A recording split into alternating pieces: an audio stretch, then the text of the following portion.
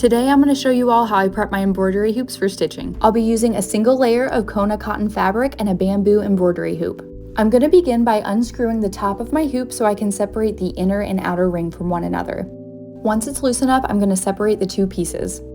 Now I'm going to grab my inner ring and place it down on a hard surface. Then I'll grab my fabric square and lay it on top of the inner ring. Center it as best as you can, but remember it doesn't need to be perfect, nothing ever is. Now I'm going to grab my outer ring and place it on top of my inner hoop and fabric. Then I'll push the outer ring down so it's connected to the inner ring just like it was at the beginning. Now we want to make sure our fabric is taut in the hoop. We do not want our fabric to be loose like this because it makes stitching very difficult.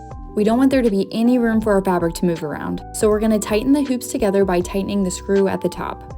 Now that the fabric feels more secure, I'm going to work my way around the hoop and gently pull the fabric edges to remove any wrinkles or loose fabric. We go around the entire hoop because we want to make sure our fabric remains straight.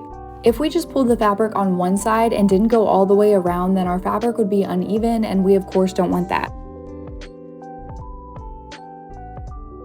At this point, I like to tighten the screw at the top just a little more. It can be difficult to tighten at times, so I always keep a pair of pliers handy. Ugh, I love women in STEM.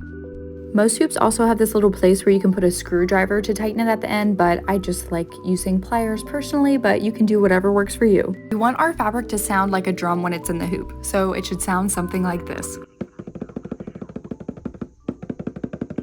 Music to my ears. My fabric is still a little long here to my personal liking, so I'm gonna go ahead and trim it. If it's too long, sometimes the fabric can get caught in your needle while you're stitching, so I always like making it a little shorter. If you have any questions for me, please leave them in the comments below, and pretty please subscribe to my channel if you haven't already.